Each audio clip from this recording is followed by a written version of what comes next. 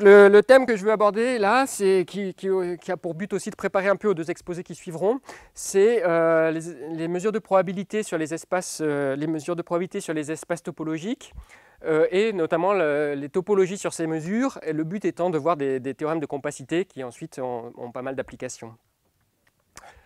Donc voilà.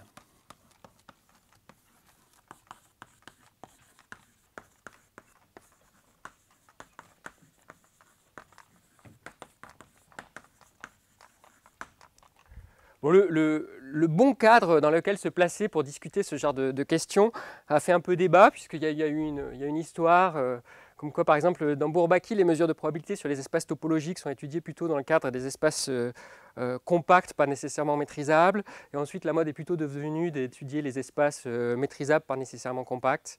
Et il a été reproché à Bourbaki d'avoir fait de ce point de vue-là un mauvais choix, disons, de contexte. Donc le contexte probablement le plus à la mode, on pourrait dire, en tout cas pour ce genre de sujet, c'est celui des espaces métriques séparables et complets, qu'on appelle aussi espaces polonais.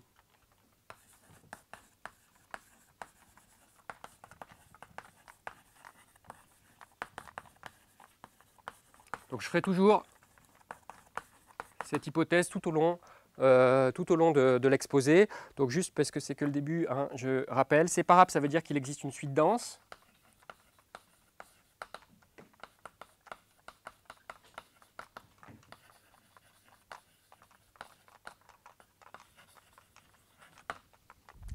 Complet, bien sûr, c'est que toutes les suites de Cauchy convergent.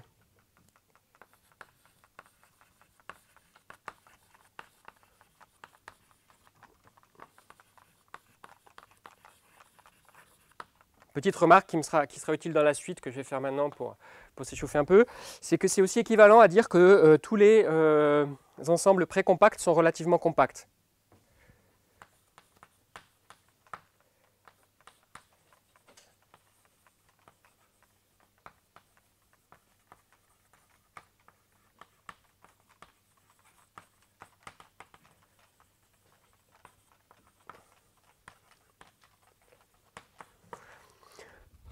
Bon, je rappelle un tout petit peu, bien que je pense que vous le sachiez, que précompact, ça signifie que c'est ce que les anglo-saxons appellent totalement borné, enfin totally bounded.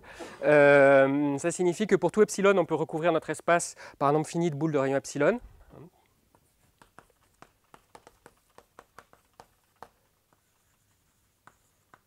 Une partie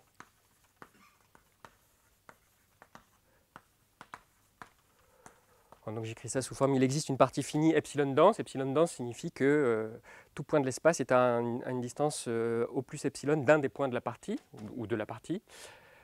Et relativement compact, ça veut juste dire que l'adhérence est compacte. Donc là, en deux mots, la démonstration de cette équivalence, c'est juste que une suite de Cauchy, c'est précompact, à peu près automatique, enfin à peu près immédiatement. Enfin, l'image d'une suite de Cauchy.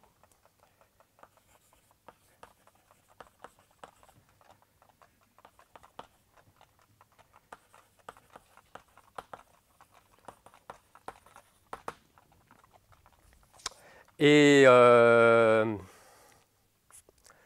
du coup, elle est relativement compacte, donc elle a une valeur d'adhérence, donc elle converge.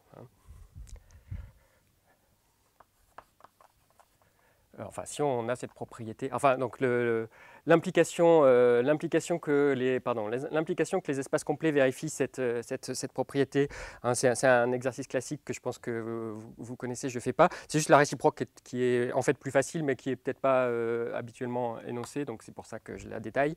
Et donc la réciproque que je suis en train de démontrer, c'est que donc, si cette propriété est vraie, que tous les précompacts sont relativement compacts, alors l'espace est complet. Donc une suite de Cauchy est précompacte. Donc elle est relativement compacte. Son image encore. Hein. Donc elle a une valeur d'adhérence, donc elle converge.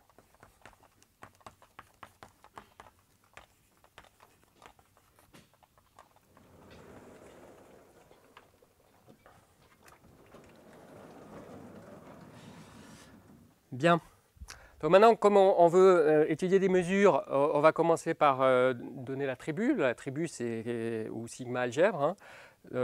C'est l'ensemble c'est l'attribut des boréliens, hein, c'est-à-dire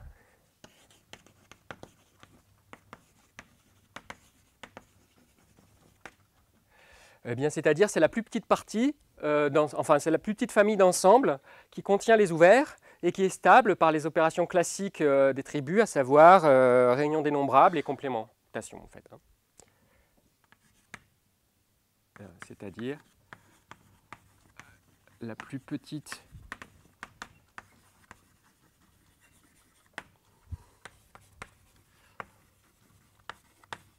de partie de X, on va dire.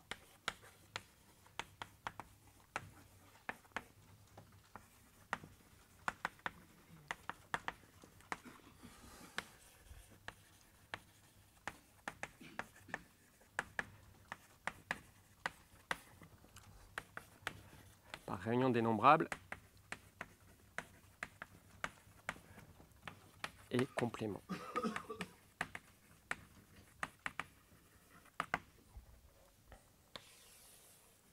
Donc la définition est assez facile. Elle est dans un certain sens un peu trompeusement facile, c'est-à-dire bien que cet ensemble de parties de X soit facile à définir, ce n'est pas forcément facile de décrire explicitement à quoi ressemble un borélien. Notamment, on pourrait essayer de regarder, par exemple, donc on peut prendre des ouverts, on peut prendre des intersections dénombrables d'ouverts, ça va donner, il y a les fermés et puis aussi d'autres choses qu'on appelle les ensembles G delta. On peut prendre les réunions dénombrables d'ouverts comme ça et ainsi de suite, on peut faire des opérations comme ça, mais on n'arrive jamais à tous les boréliens en un nombre fini d'étapes. Donc il y a une petite difficulté qui est que, en fait, si je me donne un borélien, ce n'est pas facile de dire exactement comment je l'ai obtenu à partir d'ouverts. Et donc dans certaines preuves, ça cause des soucis. J'en dirai quelques mots au moment où ça arrivera.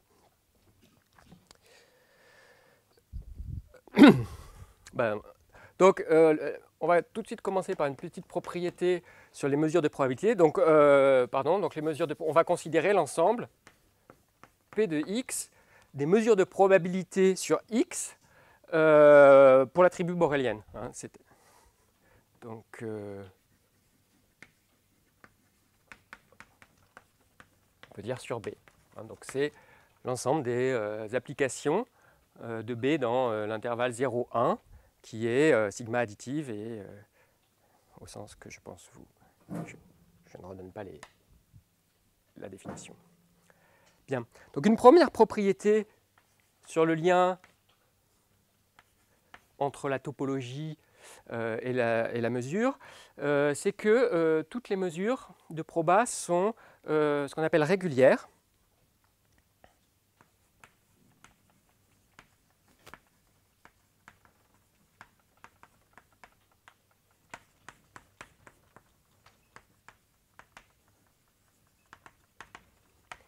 C'est-à-dire que, en fait, il y a deux propriétés.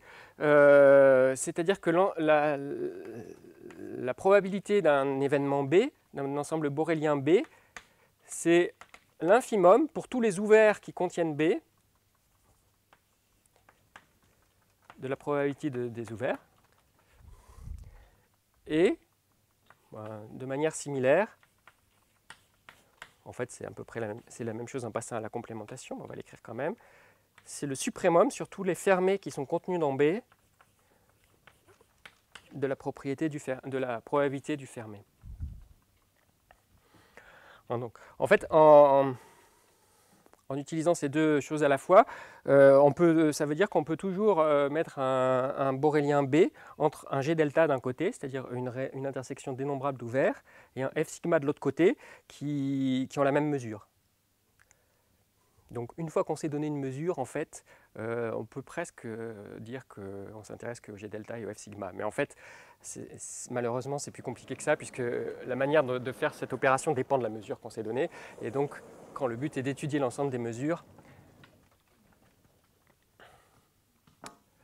donc quelques éléments sur la preuve de cette propriété, où justement, je veux la détailler un peu parce que apparaît dedans cette difficulté que j'ai mentionnée lié au fait qu'on ne peut pas facilement décrire explicitement les boréliens.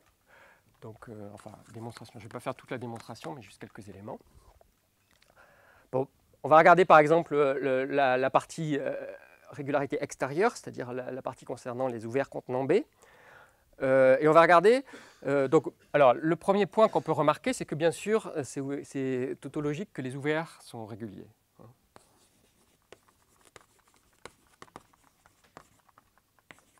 Extérieurement réguliers. C'est-à-dire qu'il vérifie que la propriété de l'ouvert, c'est l'inverse des propriétés des ouverts qu'ils contiennent, puisque c'est la probabilité de l'ouvert, c'est l'inverse des probabilités des ouverts qui le contiennent, puisque on peut prendre lui-même comme ouvert. C'est vrai aussi des fermés. Et plus généralement, les G delta sont extérieurement réguliers. Alors G delta, encore une fois, on appelle comme ça les ensembles qui sont des intersections dénombrables d'ouverts. Donc une petite remarque en aparté à ce stade, c'est que dans un espace métrique, tout fermé est un G delta.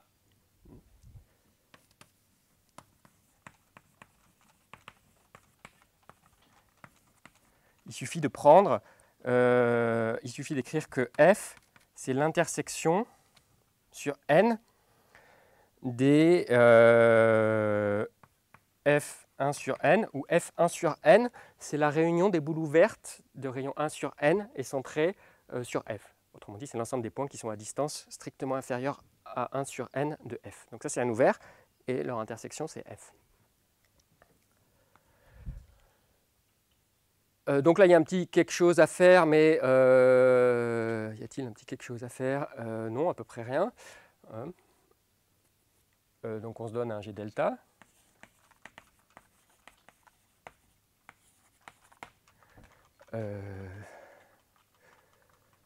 Donc à peu près par...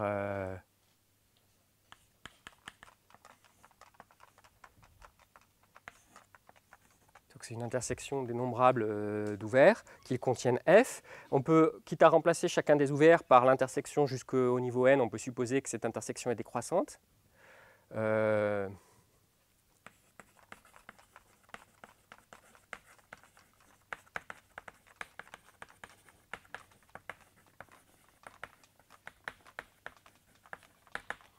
Et donc on obtient par propriété de continuité classique des mesures que en fait la mesure de f c'est la limite des mesures P de f, c'est la limite des P de UN, c'est-à-dire c'est la même chose que l'infimum des P de UN puisque P de UN est une suite décroissante. Et ensuite, on peut essayer de faire, ce que je vous disais, on peut faire comme ça, de plus en plus d'ensembles. Maintenant, on va pouvoir prendre les réunions, on va regarder ce que donnent les réunions dénombrables d'intersection dénombrable. Et on va pouvoir aussi constater que ces ensembles sont réguliers. Donc on appelle ça en général des G delta sigma, c'est-à-dire réunion dénombrable de G delta, donc sont réguliers.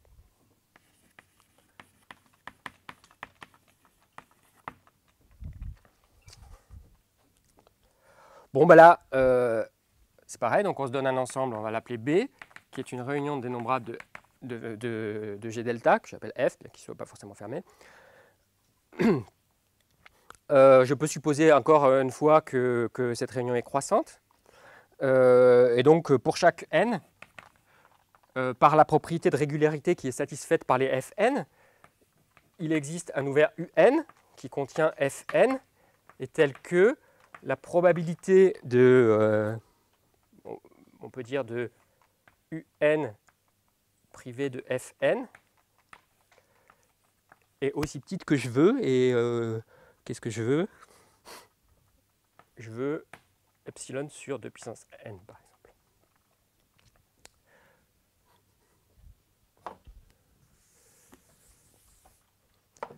Bon, ben, en sommant ces choses, en fait, on constate que la probabilité de la réunion, enfin, donc on remarque du coup que la somme des probabilités de UN privé de Fn est plus petite que epsilon.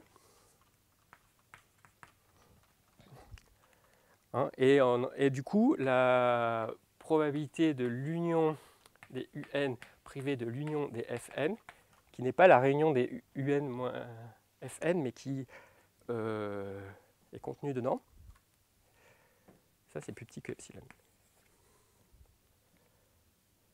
Hein, autrement dit, la probabilité de ce... pardon. Excusez-moi, je ne suis pas en train d'écrire ce que je voulais là. Oui, si, c'est ça. Hein, donc j'ai bien trouvé un ouvert qui contient mon ensemble B et dont la mesure est epsilon de plus que la mesure de B. Voilà. Alors après, on pourrait refaire pareil, reprendre des intersections, etc. Mais il y a ce problème qu'en fait, on finit jamais.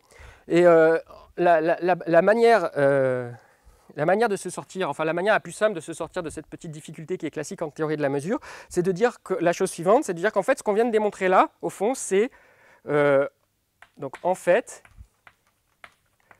on montre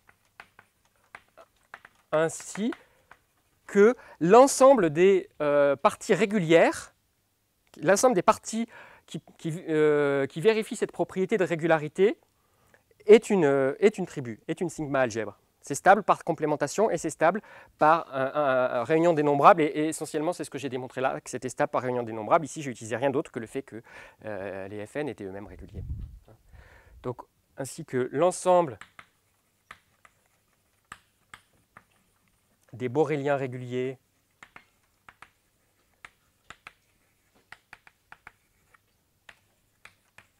est une tribu.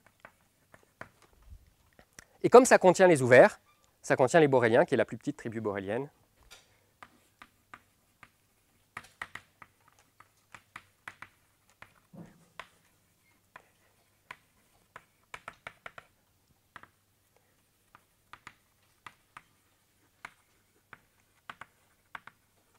Hop. Donc là, en fait, ça c'est une propriété générale des espaces métriques en tout cas. Je n'ai pas du tout utilisé le caractère séparable ni complet. Le caractère séparable et complet apparaît dans cette deuxième propriété assez importante en vue de discuter les problèmes les questions de compacité, qui est la suivante, c'est que toute mesure est tendue, toute mesure de proba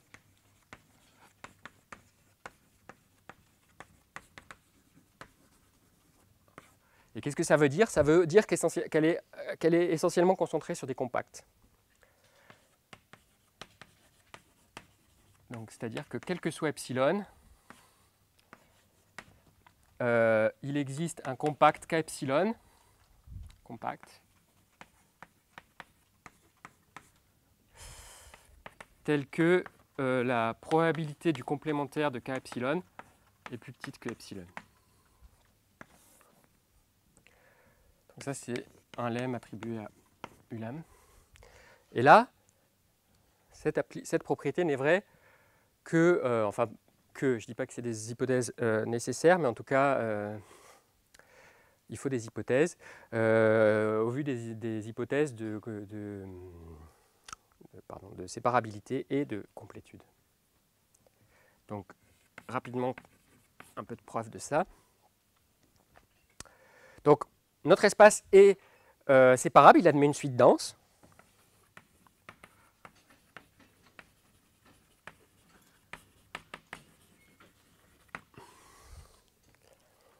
Donc, comme la suite est dense, X est contenu, donc c'est égal à la réunion des boules fermées centrées en XK et de rayon 1 sur M, quel que soit M.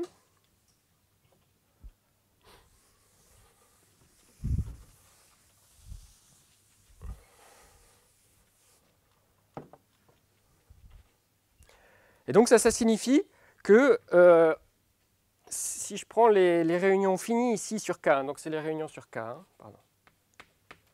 Si je prends les réunions finies jusqu'à un certain rang et que je fais grossir le rang, je fais tendre la mesure vers 1, toujours par propriété de continuité, hein, de la mesure qui est plus ou moins équivalente à la sigma additivité.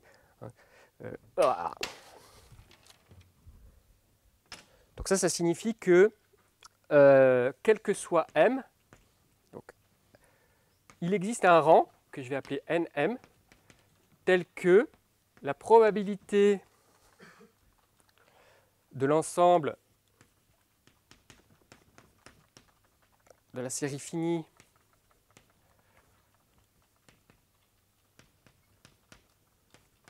ça, donc je peux supposer que c'est aussi proche de 1 que je veux. Donc, par exemple, plus grand que 1 moins epsilon. Donc, quel que soit epsilon.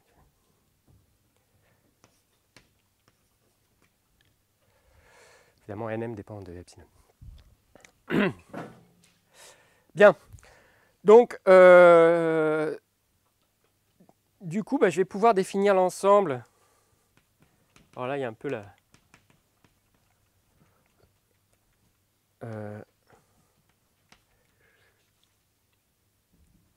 excusez-moi, ici, je vais être un peu plus exigeant. Je vais demander epsilon sur 2 puissance m.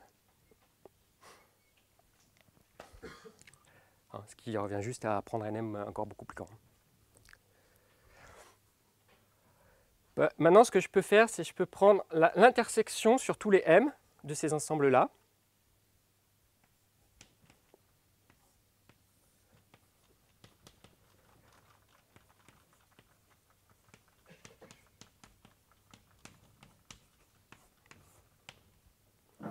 Ce que j'affirme, c'est que ce y est ce que je veux, c'est-à-dire il est compact et sa probabilité est plus grande que 1 moins epsilon. Alors, la probabilité est plus grande que 1 moins epsilon, c'est essentiellement parce que le complémentaire s'écrit comme la réunion des complémentaires de ces ensembles-là, et donc on somme la série là et on trouve epsilon, la série epsilon sur 2 puissance m. Et pourquoi il est compact ? Il est compact parce que d'abord il est fermé, puisque c'est une intersection de réunions finies de fermées, donc c'est une intersection de fermées. Et ensuite, il est précompact, à peu près par construction. Donc il est précompact et complet, donc compact. Parce que l'espace ambiant X est complet. Voilà. Donc une remarque, c'est que un corollaire des deux propriétés que j'ai démontrées, la première est déjà plus au tableau, bon tant pis, c'est qu'on a une propriété de régularité par rapport au compact, hein, c'est-à-dire qu'on a la propriété que la probabilité d'un borélien, c'est le suprémum des probabilités des compacts qui sont contenus dans ce borélien. Bon, c'est à peu près évident à partir des deux trucs que j'ai énoncés.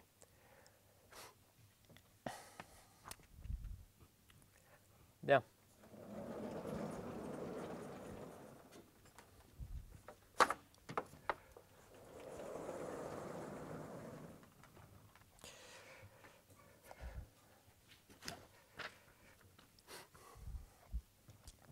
Donc maintenant, avant de parler de topologie sur l'ensemble P de X, en fait, c'est pas nécessaire, mais c'est très utile de changer de point de vue et de voir plutôt les probabilités comme agissant sur les fonctions par intégration.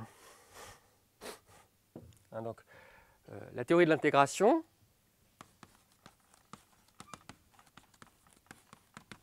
nous dit que si j'ai une mesure P, je peux définir l'intégrale de f dp pour toute fonction intégrable, hein, donc à valeur réelle, ou bien même pour toute fonction positive mesurable si je demande, si j'autorise l'intégrale à prendre la valeur plus l'infini.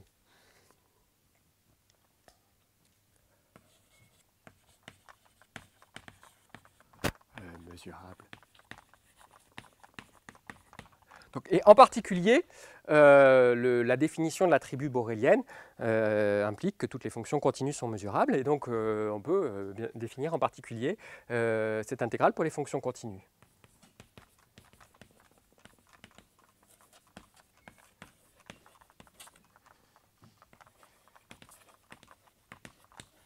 Donc, pour toute fonction, ou bien mettons par exemple continue bornée, ou bien continue positive, quitte à autoriser la valeur plus l'infini. Bien. Donc maintenant, ce que je peux faire, c'est que je peux regarder cette application qui, à une fonction continue f, associe son intégrale. Et cette application est en fait, caractérise la mesure de probabilité. Donc,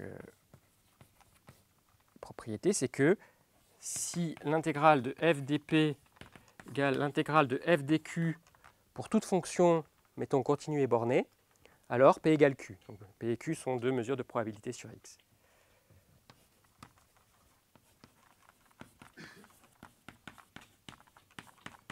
Donc ça, c'est les fonctions continues et bornées sur X.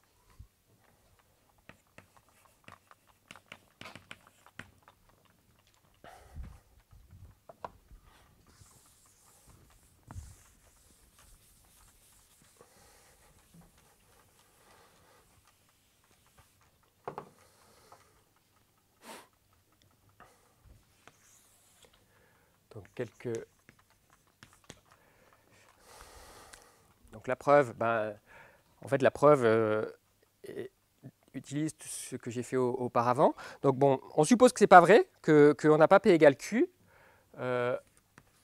Si P différent de Q, il existe, donc par définition, ça veut dire qu'il existe un borélien B tel que P de B est différent de Q de B. Par exemple, on va supposer que P de B est strictement plus grand que Q de B. Bien. Alors, en utilisant la régularité,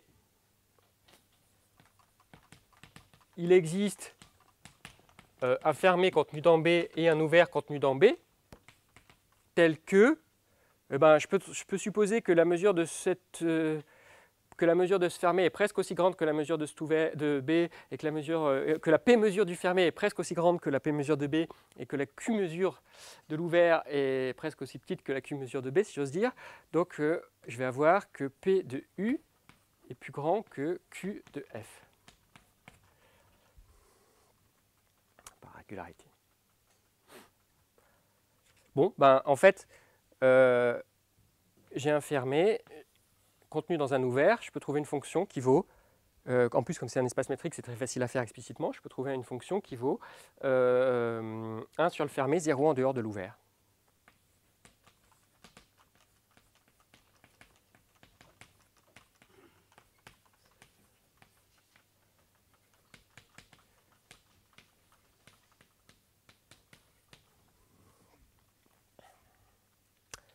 Maintenant, je regarde ce qui se passe. Si j'intègre, donc IP de F, c'est plus grand que P que... attendez. Plutôt, ce que j'avais en tête, c'est plutôt que IQ de F, c'est donc plus petit que...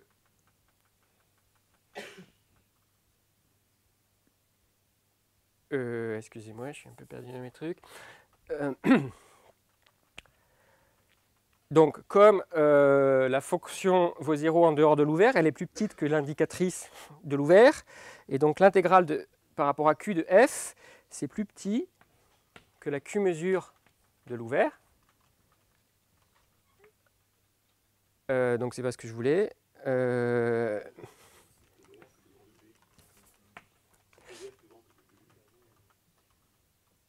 Ah oui, voilà, c'est ça que je voulais, effectivement, vous avez raison. Merci.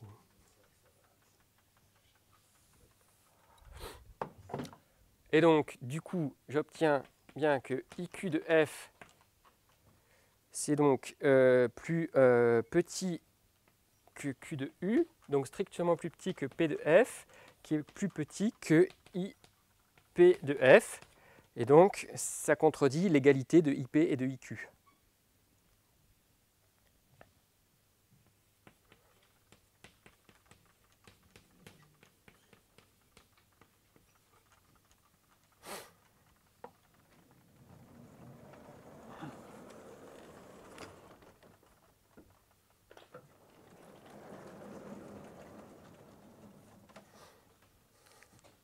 Donc, d'une certaine façon, on peut caractériser les mesures par la forme linéaire sur C0b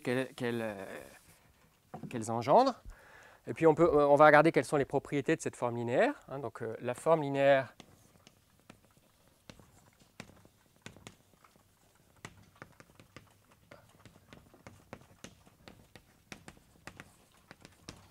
vérifie les propriétés suivantes. Bon, alors d'abord, c'est tautologique avec ce que je viens de dire, c'est qu'elle est linéaire.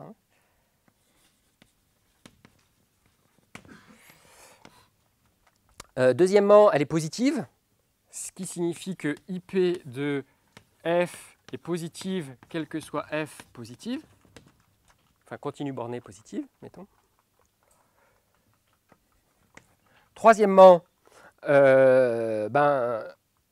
donc ça traduit le fait que P est une mesure positive, à valeur positive. Troisièmement, le fait que P est une mesure de proba se traduit simplement par le fait que IP de 1, donc 1 c'est la fonction identiquement égale à 1, c'est égal à 1.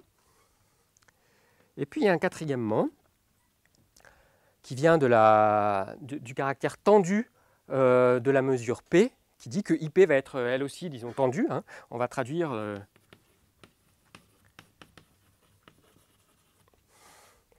et ça se traduit comment? Ça se traduit par le fait que, quel que soit epsilon, il existe k epsilon tel que IP de f est plus petite que epsilon pour toutes les fonctions f qui ont la propriété d'abord d'être donc continue à valeur dans 0, 1 et nulle sur k.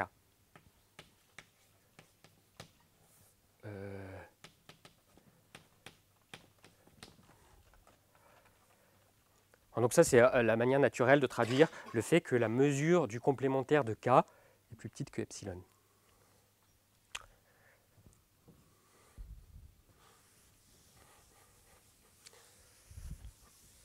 Alors,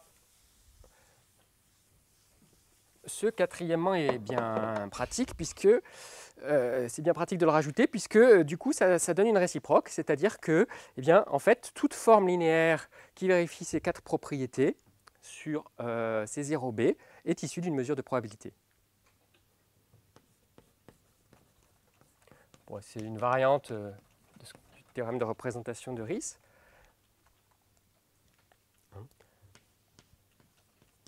Toute forme linéaire I vérifiant 1 à 4 est issue d'une mesure de probabilité.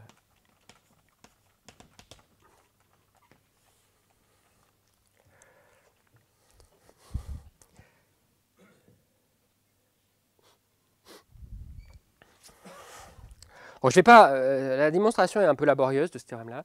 Je ne vais pas la faire en détail, mais je vais donner juste quelques petits éléments.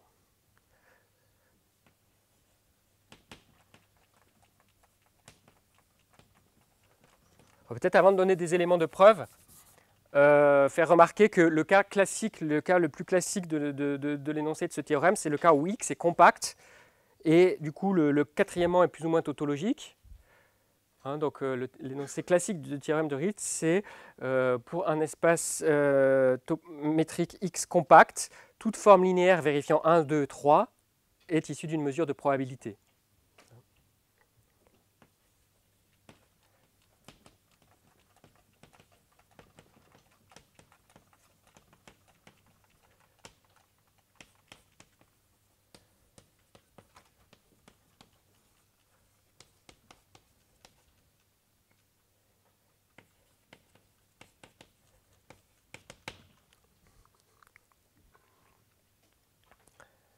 Donc bon, même dans ce cas-là, ce n'est pas évident à démontrer. Hein. Donc, élément de démonstration. Bon, alors, ce qui n'est pas extrêmement dur, c'est de donner l'expression de la mesure P à partir de la forme linéaire I. Ce qui est un peu plus dur, c'est de montrer que les conclusions sont bien satisfaites. Donc, comment on fait? On commence par définir les mesures des ouverts. Donc, on se donne une forme linéaire I. On va définir P de U pour un ouvert U comme étant le sup des I de F, où le suprémum est pris sur l'ensemble des fonctions F à valeur dans 0, 1 et à support dans U.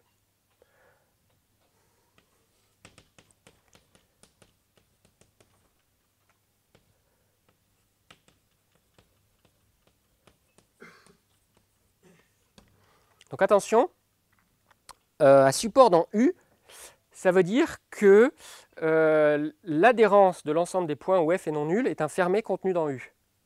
C'est un peu plus fort que de demander que F soit nul en dehors de U. Et ensuite, on définit P de B pour n'importe quel borélien comme étant l'inf des P de U pour U contenant B.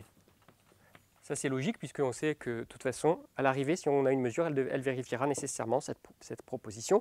Donc, s'il existe bien une mesure, il suffit de la définir sur les ouverts.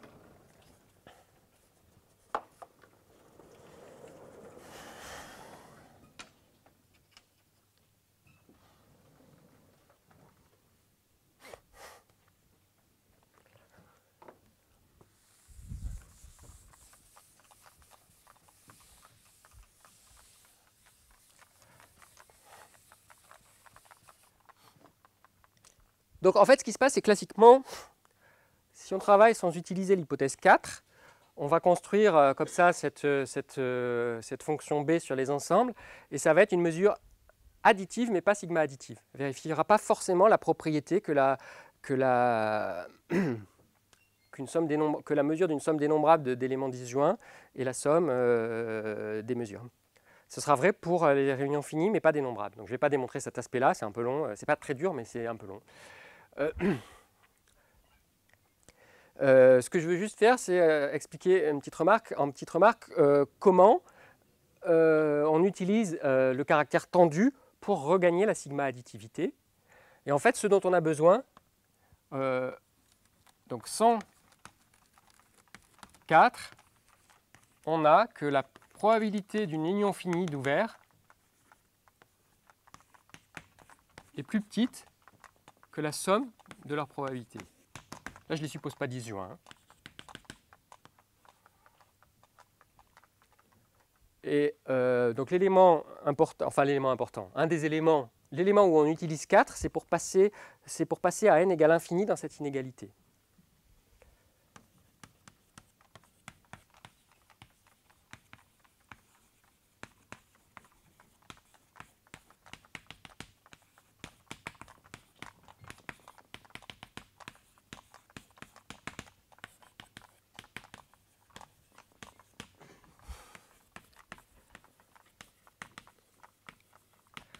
Et une fois qu'on a ça, on en déduit que P est bien une mesure de probabilité. Encore une fois, ce n'est pas trivial. J'ai décidé de mettre un peu l'accent sur cet aspect de la preuve. Les autres aspects, de toute façon, on ne peut pas échapper dans cette preuve à un certain nombre de pages.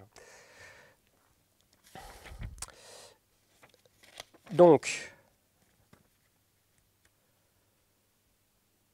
ok.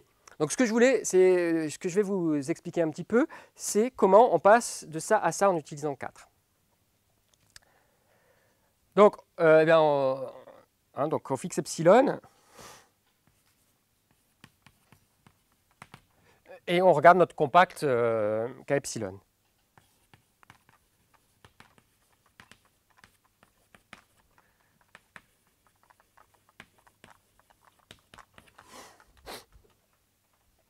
Bien.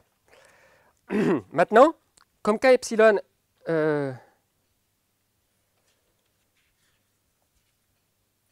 donc là, pardon, on regarde pas tout à fait comme dans 4. excusez-moi, si, comme dans le cadre. Voilà. Bon. Maintenant, il manque un tout petit truc là. Oui, c'est vrai, c'était une heptade.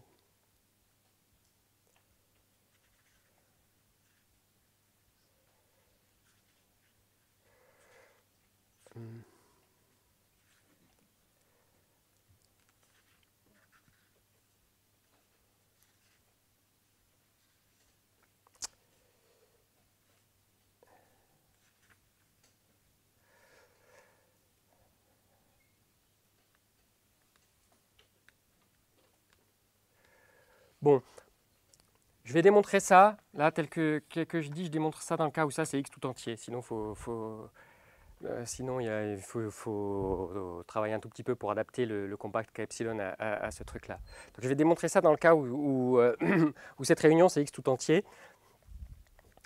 Et c'est l'idée que je voulais mettre en avant, mais où là j'ai sauté un peu une étape.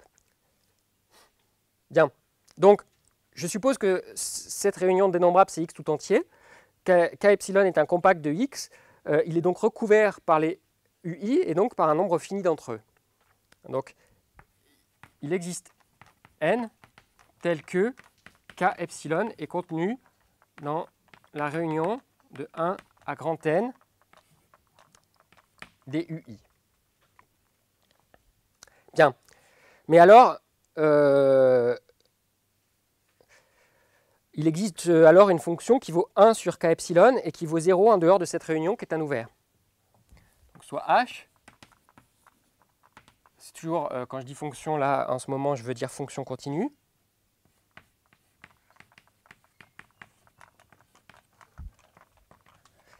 Donc tel que h restreint à K epsilon égale 1 et h égale 0 hors de la réunion jusqu'à n des ui.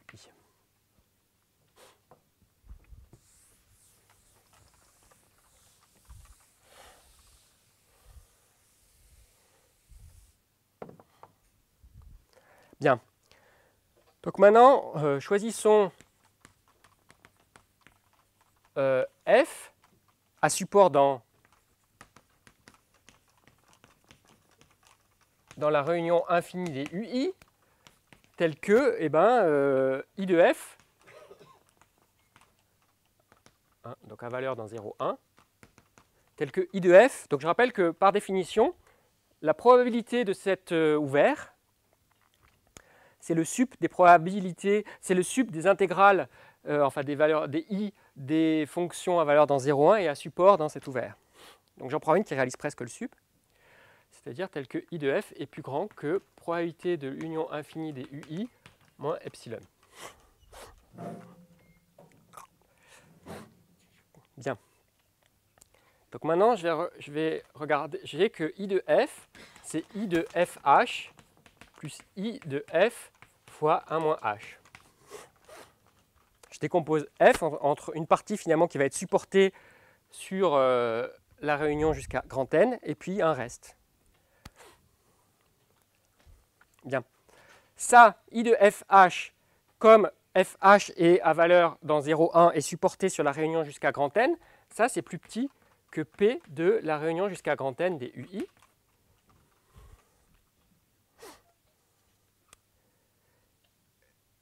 Et ça, c'est plus petit que epsilon, parce que ça, c'est une fonction à valeur dans 0,1 qui est nulle sur k epsilon.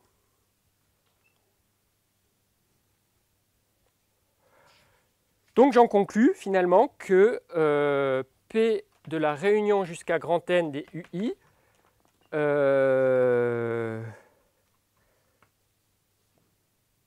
quoi? J'en conclus quoi? Qu'est-ce que je veux là?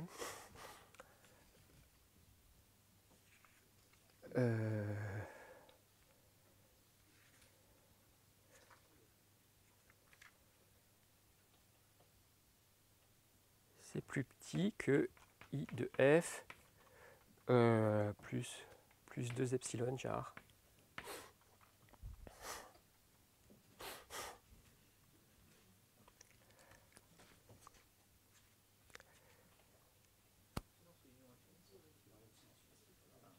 C'est dans l'autre sens? Oui, ça m'arrangerait que ce soit dans l'autre sens. Ah, mais je veux pas l'union infinie, moi. Voilà. Et ça, c'est aussi plus petit que la somme jusqu'à grand N des P de UI, puisqu'on admet que cette propriété est vraie pour les sommes finies, donc que la somme infinie des P de UI, qui est plus petite que la somme jusqu'à grand N. Donc j'en conclus que, eh ben, comme ça c'est vrai pour toute...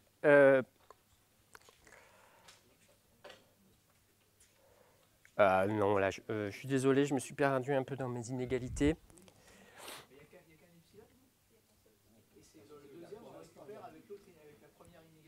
Oui. Bon. Ok. Donc, vous avez compris.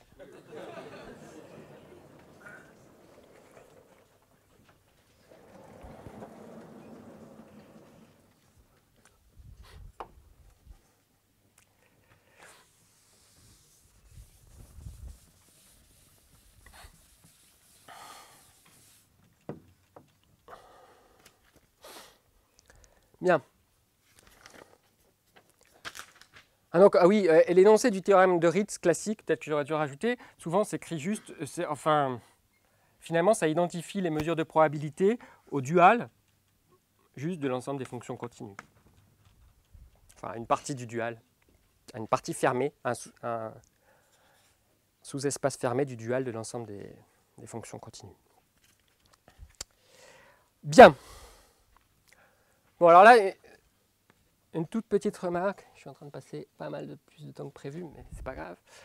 C'est que tout ce qu'on a fait jusqu'à présent, pour l'instant, je n'ai pas vraiment utilisé la distance D, enfin je l'utilise parfois, mais au fond, tout ce qu'on a fait ne dépend que de la topologie. Tout ce qu'on a défini ne dépend que de la topologie issue de la distance D et pas de la distance D elle-même.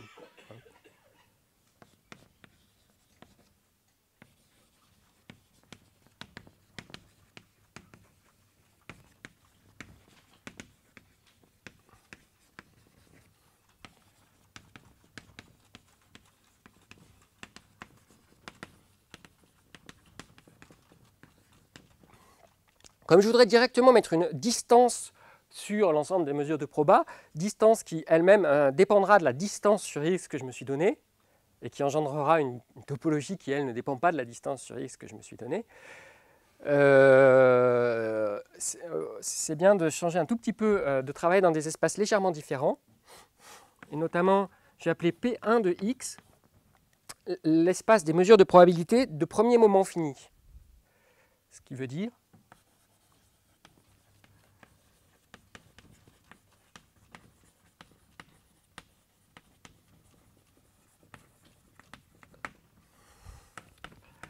ça signifie juste que l'intégrale de la fonction, si vous voulez, d de x0 point est finie,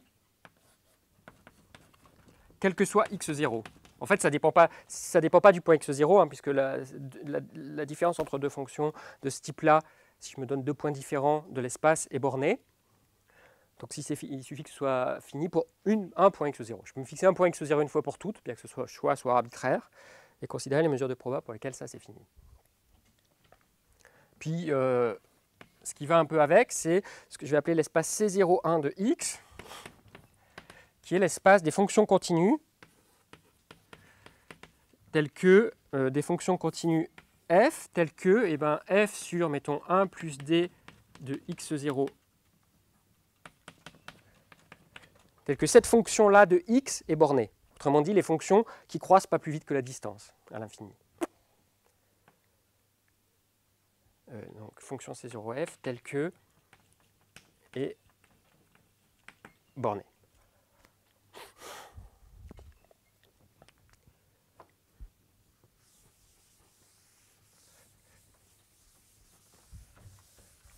Alors P1 c'est plus petit que P, mais en même temps,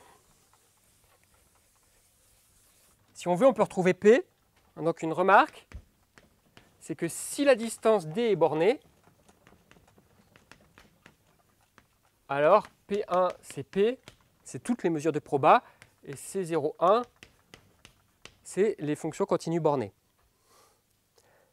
Or, si ce qu'on veut, c'est étudier toutes les mesures de proba sur notre espace X, eh ben, on n'a qu'à choisir une distance bornée, ce qui est très facile à partir d'une distance initiale en prenant. Donc, si on veut, on prend d tilde égale minimum, par exemple, de d et de 1, qui est une distance bornée qui aura les mêmes qui engendre la même topologie que d, et qui est un corps complète et séparable si d est complète et séparable. D'accord ?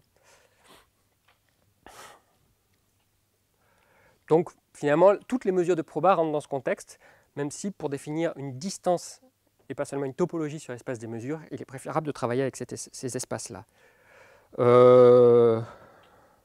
Bon, je vais sauter quelques étapes parce que je suis un tout petit peu en retard. Une autre remarque, par contre, qui est importante, c'est que l'ensemble des fonctions Lipschitz sur X, à valeur dans R, est bien sûr contenu dans C01. Donc ça dépend du choix de la distance qu'on s'est donné sur X, l'ensemble des fonctions Lipschitz. Et c'est une fonction Lipschitz en particulier ne peut pas croître plus que la distance.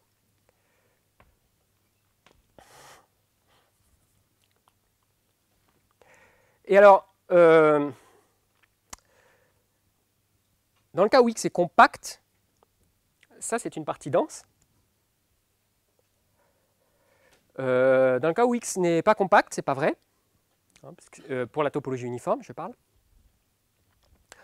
Une fonction qui est limite uniforme de fonctions uniformément continues est uniformément continue, donc toutes les fonctions ne peuvent pas être des limites uniformes de fonctions lipschitziennes.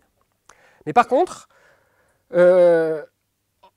connaître une mesure sur l'ensemble des fonctions Lipschitz suffit à la connaître sur toutes les fonctions continues. Et la raison est la suivante. En fait, toute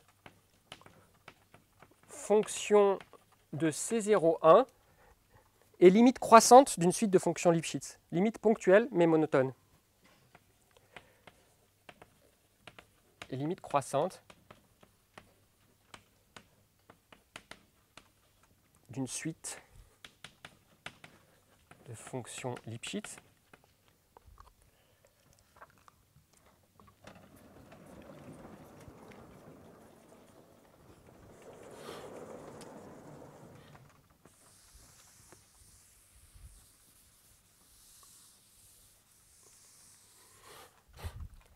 Comment on peut construire ces suites de fonctions Lipschitz? En fait, il y a une expression explicite. Il suffit de poser Fn de x comme étant le suprémum sur y de f de y plus n d de yx.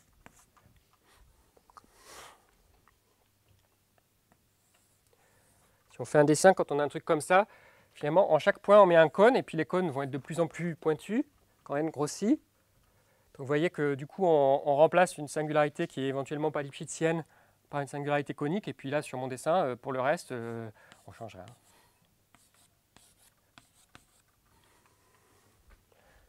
rien. Je peux voir ce sub comme étant le sub d'une famille de fonctions de x qui sont des fonctions coniques, comme ça, appuyées sur le graphe de f et d'angle, en gros, d'autant plus fin que n est grand.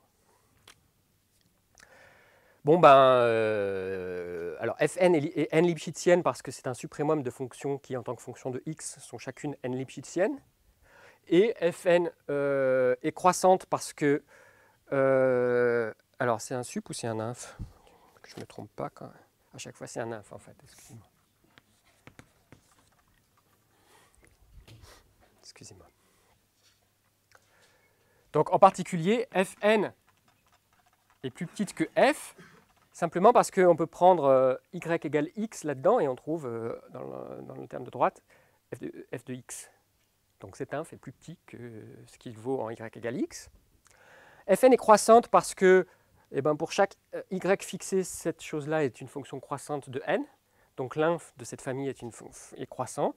Ce qui est un tout petit peu plus difficile, enfin c'est pas bien difficile, c'est un exercice quoi, mais que je ne vais pas faire, c'est que Fn de x converge bien ponctuellement vers f.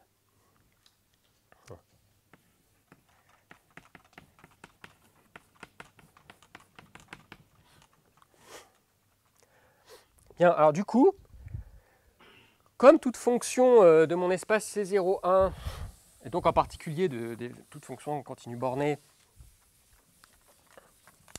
et limite croissante de fonctions Lipschitz, par le théorème de convergence monotone, ça veut dire qu'on retrouve les valeurs, la valeur de l'intégrale d'une fonction continue à partir des valeurs des intégrales des fonctions Lipschitz en prenant la limite croissante des intégrales. Hein, donc, quel que soit f, quel que soit p, donc quel que soit f dans C01 et quel que soit p, on a que ip de f, bah, c'est la limite de ip de fn par le théorème de convergence monotone. Et donc, ce que je voulais dire par là, c'est que pour connaître une mesure, il suffit de connaître les intégrales des fonctions Lipschitz. La mesure, la probabilité P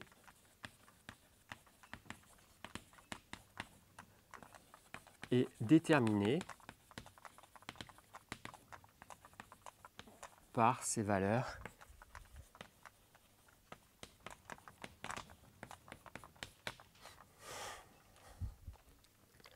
et donc ça me suggère, donc d'une certaine façon je peux voir l'ensemble des mesures, l'ensemble P1 de X comme étant comme le dual de l'ensemble des fonctions Lipschitz muni de la norme qui serait la constante de Lipschitz optimale.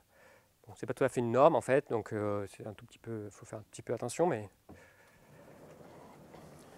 pas très loin de l'être. Ouais, là j'ai quand même vraiment pas beaucoup écrit. Je vais continuer là. Donc du coup je vais enfin pouvoir définir cette distance qui permet de munir P1 de X d'une topologie. Simplement, donc définition.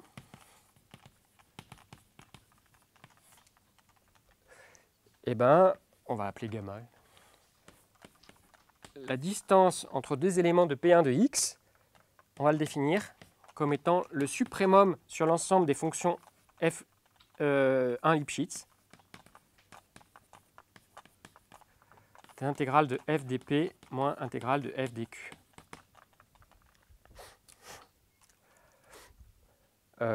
Si vous voulez, vous pouvez mettre une valeur absolue ici, ça ne change rien vu qu'on peut prendre moins f à la place de f dans le suprémum. Alors, donc c'est vraiment à ceci près que la constante de Lipschitz optimale sur les fonctions n'est pas une norme, mais juste une semi-norme dont le noyau, si vous voulez, c'est l'ensemble des fonctions constantes. Hein. Mais donc à ce petit détail près, c'est vraiment juste la norme duale si on voit les mesures de proba comme étant des formes linéaires sur l'ip de X.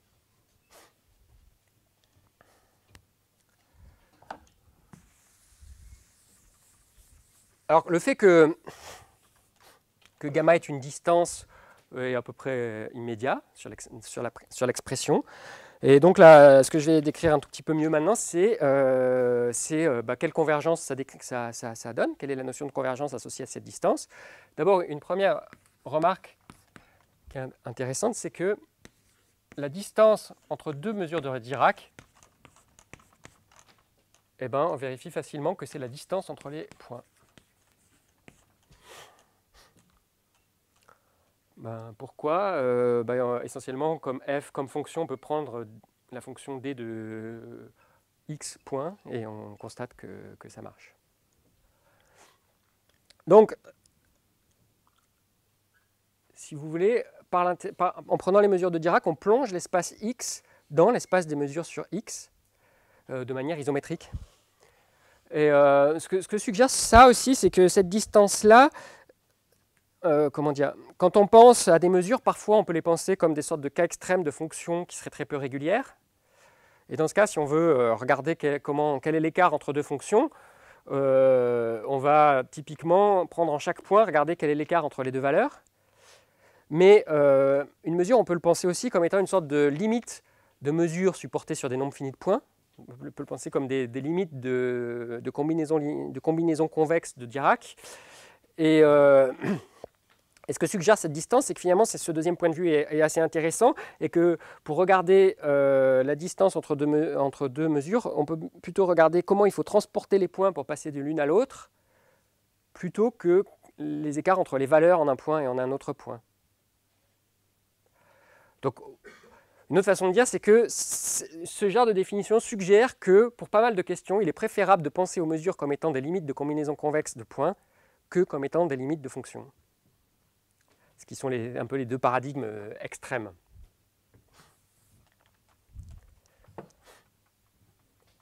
Donc le théorème sur cette convergence, quelle est la convergence associée? Ben, c'est celle qu'on imagine d'une certaine façon. Hein. Donc si on converge pour la distance gamma, c'est la même chose que de dire que l'intégrale, qu'une convergence ponctuelle en tant qu'application agissant sur les fonctions. Hein. Donc c'est la même chose que de dire que l'intégrale de f dpn tend vers l'intégrale de f dp, quel que soit f Lipschitz.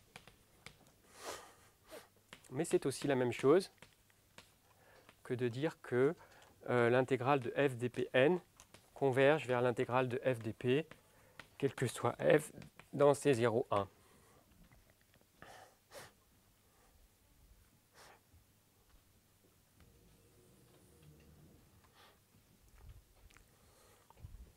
Donc en fait, c'est notamment si la distance est bornée, que c'est 0,1, c'est bien c'est 0, c'est la notion classique de convergence des mesures, hein, convergence en tant que convergence ponctuelle des mesures vues comme forme linéaire.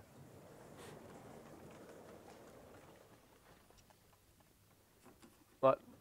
On va passer à la suite. Juste une remarque sur...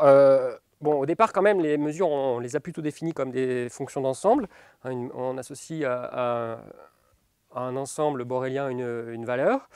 Et on pourrait essayer de travailler à des notions de convergence en termes de valeurs sur les ensembles.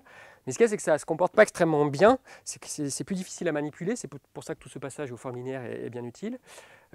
Essentiellement, ce n'est pas tout à fait vrai ce que je vais dire, parce qu'il y a cette histoire de 1, mais essentiellement, la convergence, c'est presque la même chose que de dire que si je regarde une suite Pn, enfin, si je regarde un ensemble A borélien, alors on va avoir que la liminf de Pn de A, qui est plus grande que P de l'intérieur de A, et que la lim sup est plus petite que P de l'adhérence de A. Donc dans le cas où A est ce qu'on appelle un ensemble régulier, on pourrait dire, de P, c'est-à-dire la mesure du bord de A est nulle pour P, pour la probabilité limite, ça dit bien qu'il y a convergence des Pn de A vers P de A. Mais en règle générale, il n'y a pas forcément convergence, donc vous voyez que c'est difficile de manipuler en ces termes-là. Enfin, c'est difficile, c'est possible, hein, mais ce n'est pas très naturel de manipuler en ces termes-là la notion de convergence. Bon, quand même, donc remarque 2, c'est que bien que ce soit difficile, c'est comme ça que ça a été fait au début. Hein, dans ce qui me paraît être le premier article qui parle de la compacité de l'ensemble des mesures de proba, qui est un article de Krylov et Bogolyubov en français, publié dans Annals of Math. En fait, ils n'utilisent pas le point de vue fonctionnel, ils utilisent bien ce point de vue-là par convergence d'ensemble, mais c'est un petit peu plus pénible à manipuler.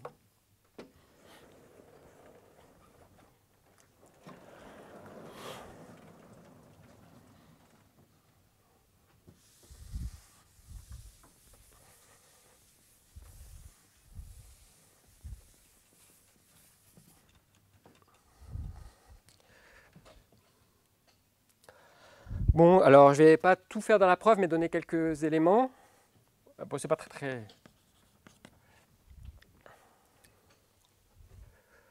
Je commence par me trouver une craie.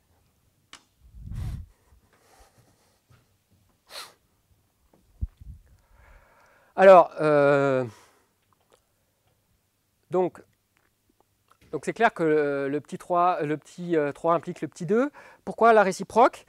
C'est à cause de ce qu'on a vu sur le fait que toute fonction est limite uniforme, limite monotone de fonction Lipschitz. Hein. Donc je ne vais pas l'écrire en détail, mais alors c'est lequel qui est non trivial, c'est que 2 implique 3.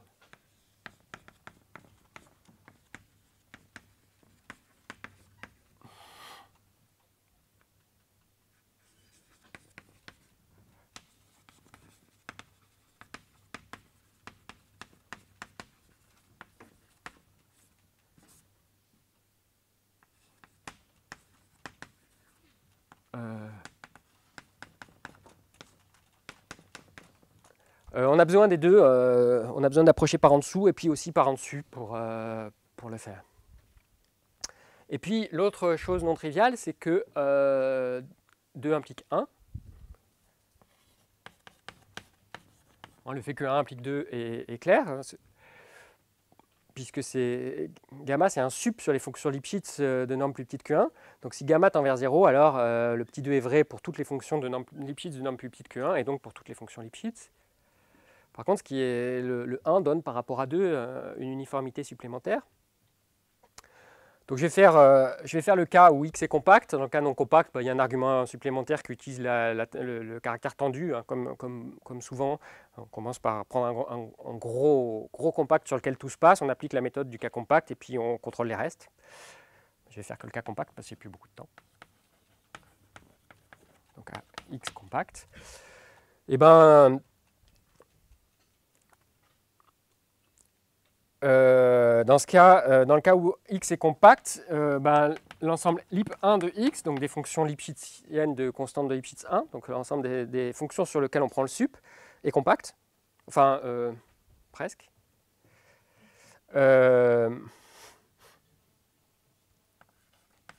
J'ai fixé un point x0 et je vais appeler lip1 x0 x, l'ensemble des fonctions 1 lipschitziennes qui sont nulles en x0.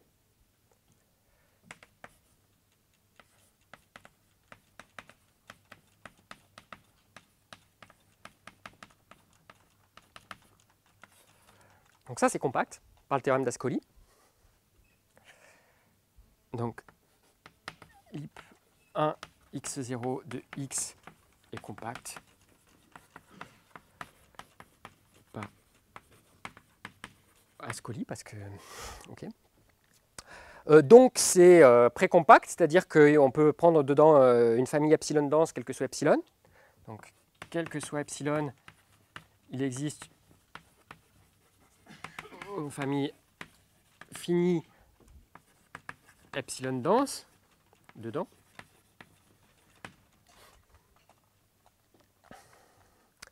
Et du coup, en fait, pour déduire la...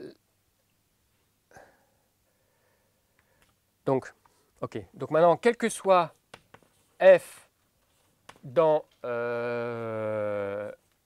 lip 1 x0. Donc, ce qui est important, oui, j'aurais dû le remarquer dès le début, c'est que le fait de fixer la valeur x0 ne change rien par rapport à la valeur du sup qui est là. J'aurais pu prendre le sup sur cet espace-là, simplement parce que je fais f dp moins f dq, et p et q sont tous les deux des mesures de proba. Donc si je rajoute une constante à la fonction f, je ne change pas la valeur de ce qui est là. Donc autrement dit, ça c'est la même chose hein, que le sup sur lip 1 x0 de la même chose. Donc je prends une fonction dans lip 1 x0 et puis je prends une fonction g de ma famille finie qui l'approche. Bon, je sens que je vais encore être...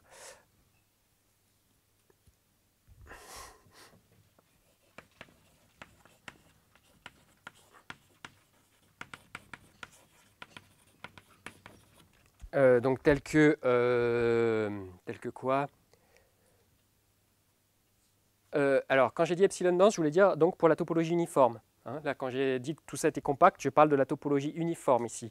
Donc c'est vrai qu'il y a un petit peu de confusion possible, puisque par ailleurs, j'ai aussi parlé de la topologie associée à la constante de Lipschitz.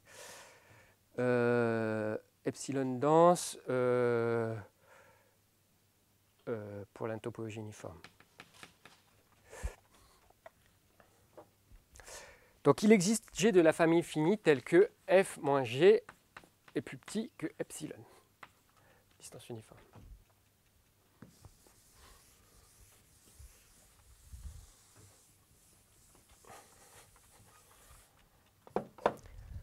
Voilà, bon bah du coup,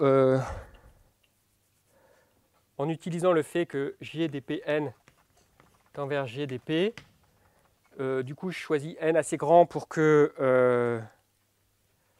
bon, je pense que je ne vais pas faire les détails, sinon j'ai encore passé la fin de mon exposé. Ouais, donc je m'arrête là.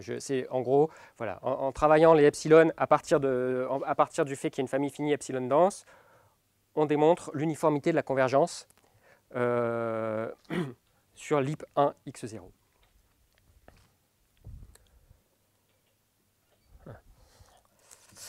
Cloc, cloc, cloc. Donc, parce que je voudrais quand même en arriver au point sans doute le plus important. Donc, là, une des raisons importantes pour vouloir mettre une topologie sur cet espace des mesures de probabilité sur X, c'est qu'il y a des théorèmes de compacité. Donc, c'est ça. Ok, je vais en venir. Alors, je ne sais pas exactement. On pourrait dire c'est un théorème de Krylov, Bogo, Lyubov et aussi Pro-Orov. C'est très off.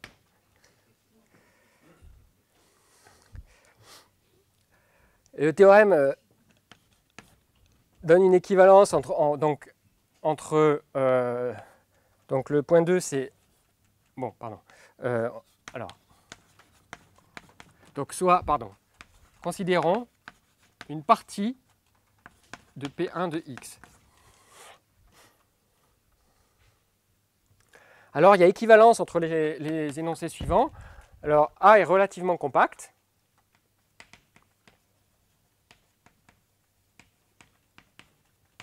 Alors, bien sûr, P1 de X est dorénavant muni de la distance gamma. A est relativement compact, c'est la même chose que de dire que A est uniformément intendu. Puis je dirais ce que ça veut dire. Et c'est la même chose que de dire que A est précompact.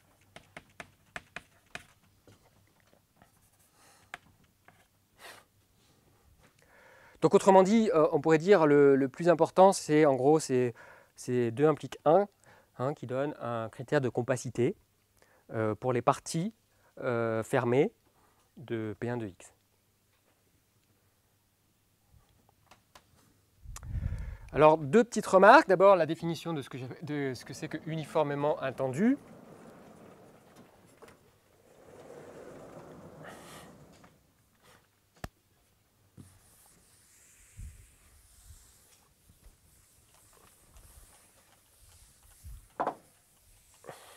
Non, d'abord, la première remarque la plus importante, c'est le cas où X est compact. Dans ce cas, ce que dit cet énoncé, c'est que P1 de X est compact. Donc, corollaire, avant d'oublier, si X est compact, P1 de X est compact. C'est ça l'énoncé de base, en fait. Alors ça, c'est la première remarque. La deuxième remarque, c'est que ce théorème implique la complétude de P1 de X, dans le cas général, puisque notamment 1 est équivalent à 3, et donc les parties relativement compactes sont les mêmes que les parties précompactes. Et donc, parce que j'avais dit tout au début, ça implique la complétude.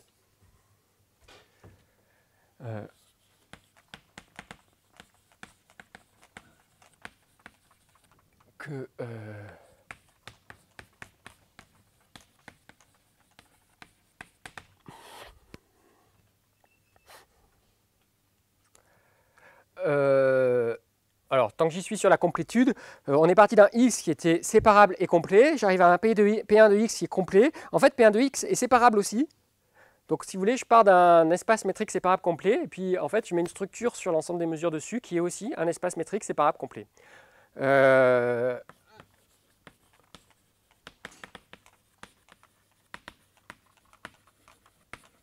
Comment on peut voir que P1 de X est séparable? C'est cette idée toujours que, essentiellement, les mesures, ça peut s'approcher par des combinaisons convexes de Dirac. Donc on peut prendre une suite dense, regardez les Dirac qui sont dans cette suite, qui sont supportés sur des points de cette suite dense, ça fait une famille dénombrable de mesures. Ensuite, on peut regarder les combinaisons convexes à coefficient rationnel de ces Dirac-là. ça fait encore une partie dénombrable, et c'est dense. Bon, c'est pas complètement trivial que c'est dense, mais ce n'est pas extrêmement difficile.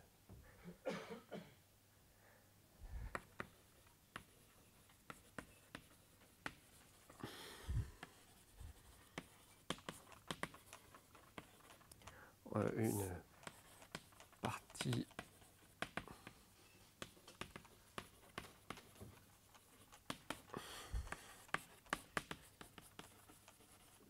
et les combinaisons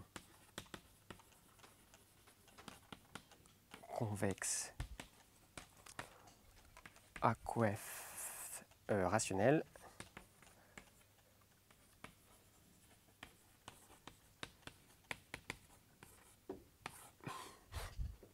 donc P1 de X est lui-même un espace complet séparable. Et donc maintenant j'en arrive à la définition de ce que c'est que uniformément tendu. Bon, en fait, c'est ce qu'on imagine. Hein.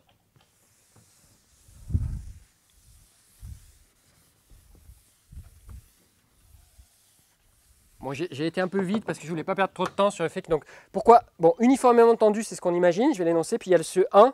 Ce 1, c'est juste lié au fait, il y a cette fonction distance à x0 qu'on doit un peu prendre en ligne de compte. Hein, donc, A est uniformément intendu. Donc ça, c'est la définition. Si et seulement si, quel que soit epsilon, il existe k epsilon compact tel que l'intégrale de d de x0 x par rapport à p sur le complémentaire de k. Donc ce n'est pas la mesure du complémentaire, mais c'est l'intégrale de la distance à un point. Puis on va prendre un plus pour...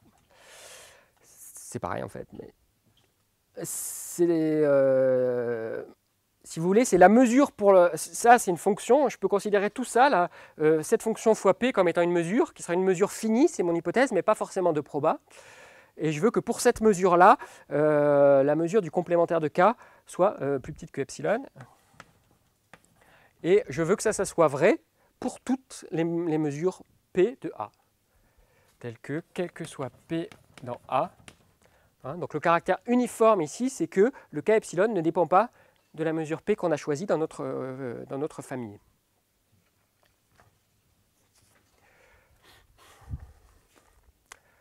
Bien. Donc, quelques éléments très rapides de démonstration.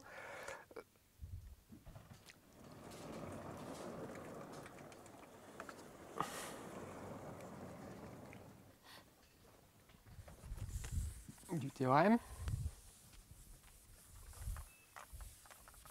Or,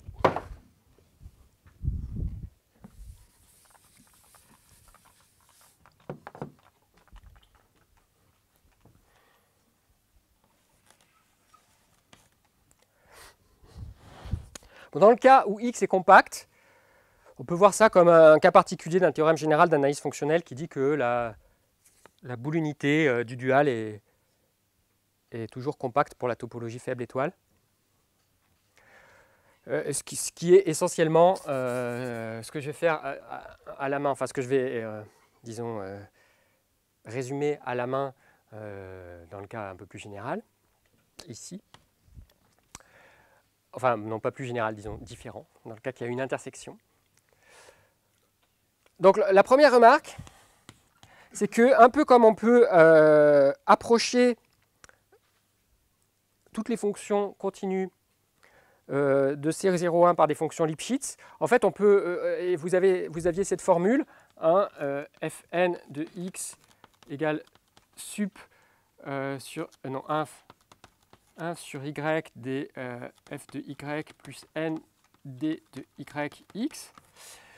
En fait, vous pouvez restreindre l'inf à une famille finie, à des parties finies d'une partie dense. Bref, vous pouvez vous débrouiller, même si ce n'est pas complètement immédiat, pour trouver une famille dénombrable de fonctions lipschitziennes, telles que la convergence sur chacune de ces fonctions suffise à impliquer la convergence. Donc, il existe il faut travailler un petit peu quand même, hein. Une partie dénombrable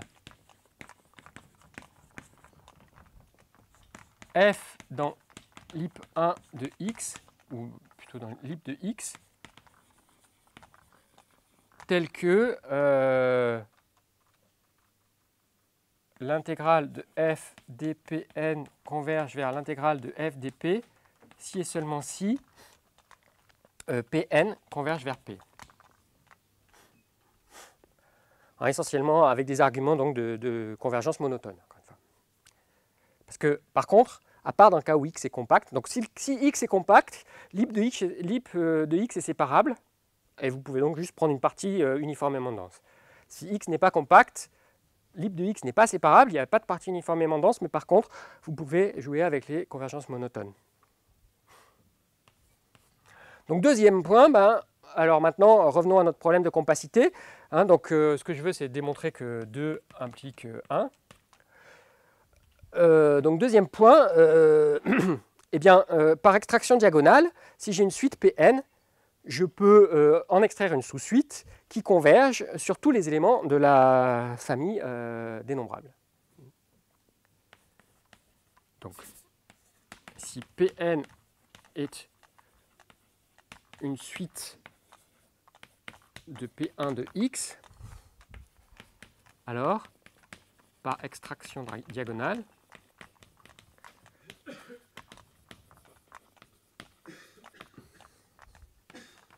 on trouve une sous-suite nk telle que l'intégrale de f dp nk converge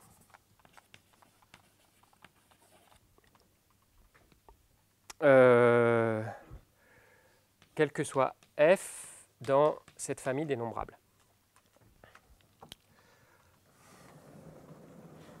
Bon. Donc, on regarde la limite et on va essayer de définir la limite comme étant notre mesure limite. D'une certaine façon, on définit alors I de f égale limite de intégrale de f des pnk, quel que soit f dans f.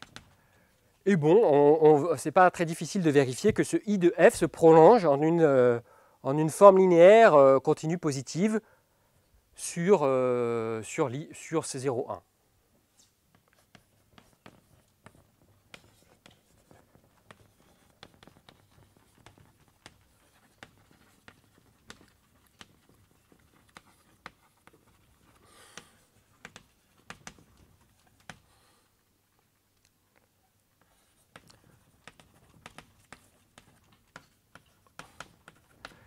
Qui vérifie 1 à 3, dont 1 à 3, c'est les conditions que j'avais données, il y a plein de tableaux, sur les propriétés satisfaites par les formes linéaires associées à une mesure.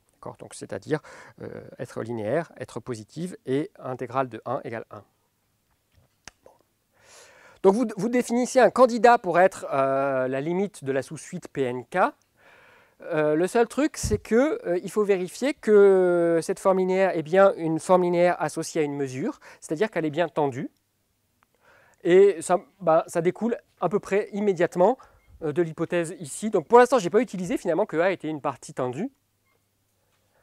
Et en rajoutant que A est une partie uniformément tendue, on voit, parce que c'est essentiellement une condition ponctuelle, on voit immédiatement que la limite I de f de la sous-suite va être tendue et donc va correspondre à une mesure.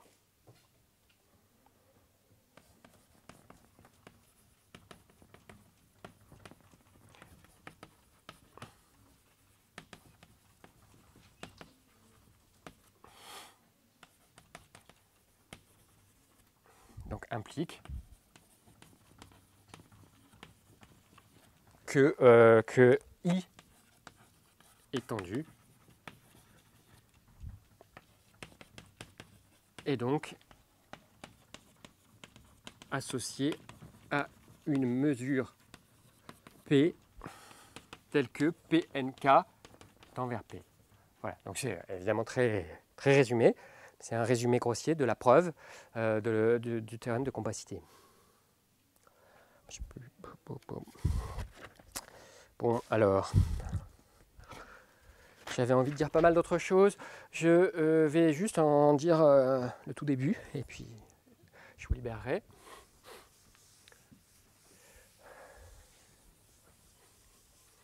Oui, donc une application, oui, ici, ça c'est très important que je le dise, quand même, c'est qu'en application, et c'est la motivation du théorème du papier de Krylov et Bogolyubov, on trouve des mesures invariantes pour les applications continues.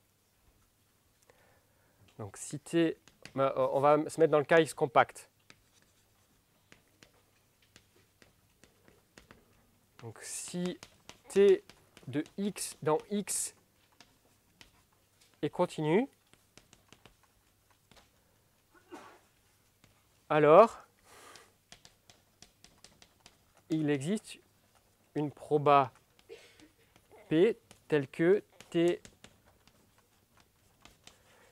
qui est préservée par T. Donc T étoile P, c'est la mesure, l'image par T de la mesure P. Notre façon de dire, c'est si P est la loi d'une fonction, T star P, T étoile P, c'est la loi de T rond. Si P est la loi d'une fonction f, T étoile P, c'est la loi de T rond f. D'accord. Les mesures se transportent naturellement en avant par les applications.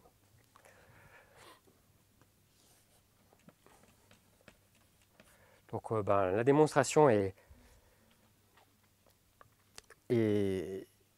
pas difficile. C'est une application à peu près directe du théorème de compacité de P de x. On prend n'importe quel élément de P de x, par exemple un Dirac.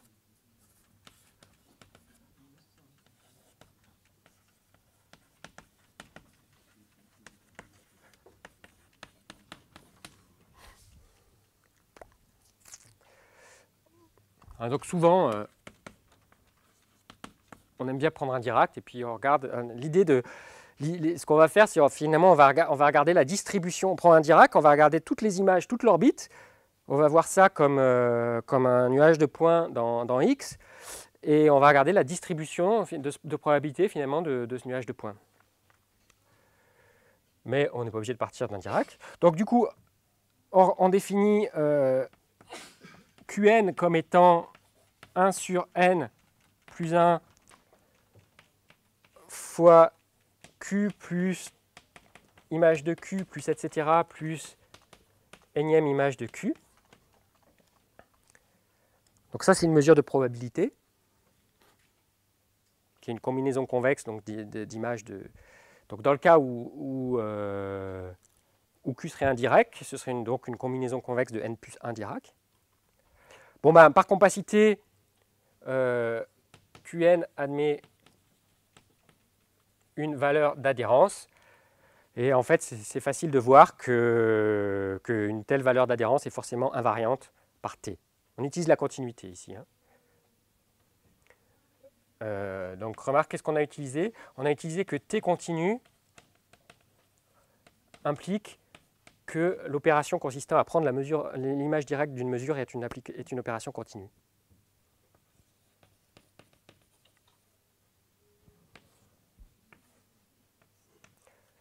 Voilà, donc je ne dis pas plus sur cet énoncé, c'est vraiment un exercice à ce stade, et vu que maintenant ça doit être à peu près l'heure, je vais peut-être m'arrêter là, en vous remerciant pour votre attention.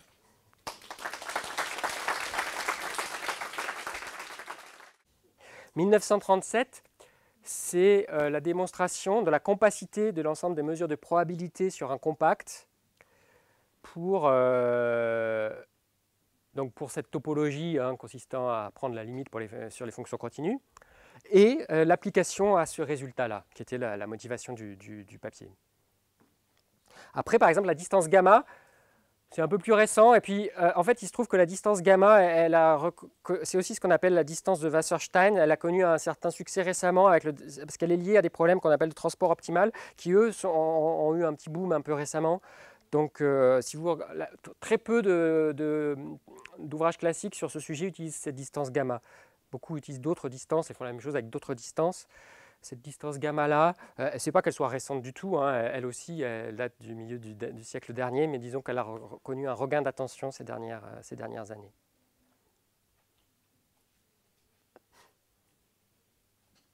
D'autres questions ou...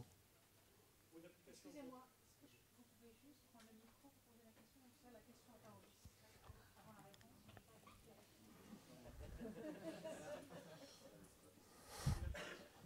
En continuité, qu'est-ce qu'on sait sur l'ensemble des P qui vérifie ça, en fait, sur l'ensemble des probabilités invariantes? En règle générale, pas grand-chose. En règle générale, rien. Mais... Comment? En règle générale, je suppose à peu près rien, mais, voilà. Bon, mais est-ce qu'il y a des cas où on sait des choses, disons? C'est un des grands problèmes de la théorie ergodique, donc du coup qui va être discuté dans le premier exposé de cet après-midi. Par exemple, s'il n'y en a qu'une, on est très content. C'est assez rare. Un autre truc qu'on aime bien, c'est si elles sont toutes étrangères les unes aux autres. Parce que dans ce cas, chacune d'entre elles est ce qu'on appelle ergodique, c'est-à-dire que les sommes ici convergent. Il y a une sorte de théorème, de loi des grands nombres qui dit que les sommes, comment dire, les moyennes, là, je prends ici un delta, que ces moyennes vont converger pour presque toutes vos données initiales. Donc ça, d'une certaine façon, du coup, une mesure ergodique représente le comportement asymptotique de presque chacun, de tous les points, presque sûrement relativement à cette mesure. Alors il faut être très précautionneux dans ces théories sur le presque sûrement relativement à cette mesure, parce que par exemple, un point fixe de t, c'est une mesure ergodique, mais presque tout le monde par rapport au point fixe, c'est juste le point fixe. Ça ne veut pas forcément dire... Voilà, donc bon, non, mais ouais, voilà, l'étude à partir de données, de propriétés géométriques ou autres sur T, d'écrire l'ensemble des mesures invariantes, bah, c'est en gros le sujet de la théorie ergodique et c'est un vaste sujet. Donc l'ensemble des mesures invariantes est un convexe et les mesures ergodiques en sont les points extrémaux.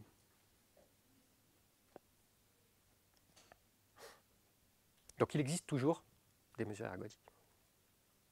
Dans le cas où X est une variété ou quelque chose de ce genre-là, est-ce qu'on sait caractériser le cas où une mesure absolument continue ou des choses de ce genre-là? Est-ce qu'il y a des résultats de ce type-là? Il y en a, mais c'est pas... Notamment sous des hypothèses genre hyperbolicité, plus autre chose. Il y a des théorèmes dans cette direction-là. Mais typiquement, l'existence d'une mesure ergodique invariante qui ne soit pas étrangère à la mesure de Lebesgue, c'est déjà, il y a des grands problèmes ouverts consistant à dire tel type d'application admet cette propriété-là. Notamment ce qu'on appelle l'application standard, c'est juste une application en dimension 2, plus ou moins explicite avec un paramètre, et il y a une grande conjecture qui est que oui, mais tout le monde s'est cassé les dents dessus jusqu'à présent.